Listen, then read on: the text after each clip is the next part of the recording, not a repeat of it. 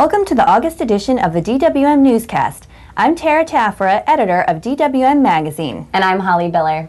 Today we're going to be bringing you the unveiling of the winners of DWM's first annual Green Awards and an interview with the WDMA regarding various energy issues affecting manufacturers. Plus, we'll tell you how to get involved in the DOE's Weatherization program. Let's start with the Green Award winners. Tara, I know you've been working hard on this project and you're excited to announce the winners here first. That's right, Holly. In the July-August issue of DWM, we included a list of all the nominees and opened up the voting to all our subscribers.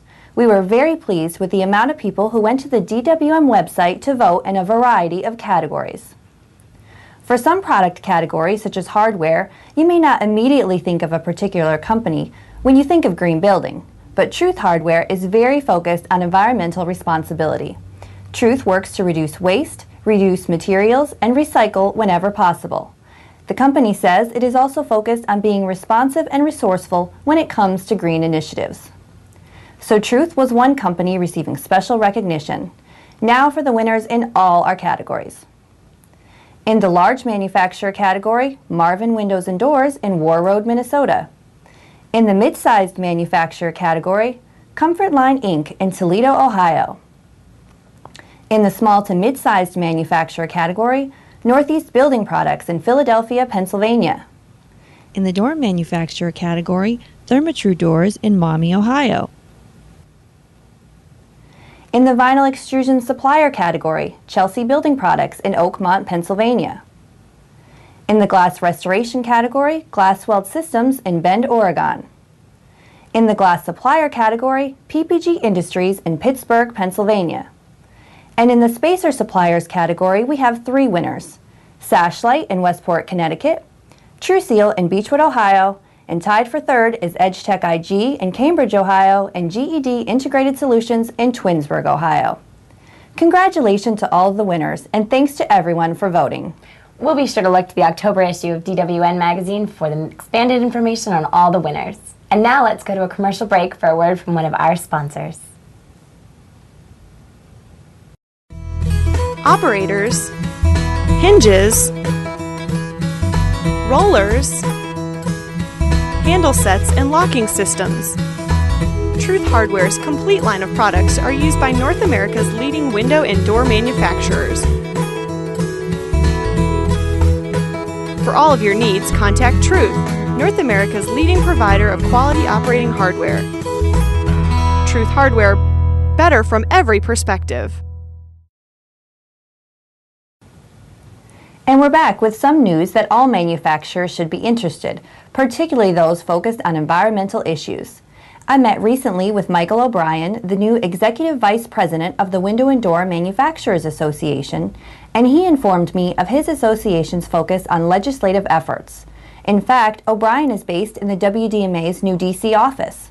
From this location, he and other WDMA staffers can meet with key people to make sure the voice of the industry is heard in Washington. Right now, O'Brien is focused on developing the WDMA's position on the climate change legislation. We are actively going to be educating in August, during the August recess, Senate staffers about the industry's positions on the bill.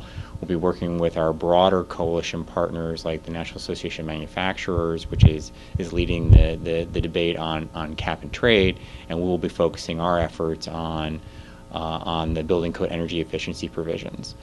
So it's a very important time for the industry to be engaged in Washington, and there are very few bills that will come along like this one that will have quite the dramatic impact on the industry, which will essentially bring the federal government into the debate over establishing a national energy code, as well as having impacts on the Energy Star program, and it will be one of the major issues we'll be working on over the coming months. I also spoke with O'Brien about the 30/30 requirements. The WDMA will continue to work to get the 30/30 revised so the tax credit requirements would follow the 2010 Energy Star instead of the arbitrary 30/30 numbers. We will be pursuing a revision of the tax credit so that going forward in 2010, it is tied to Energy Star standards.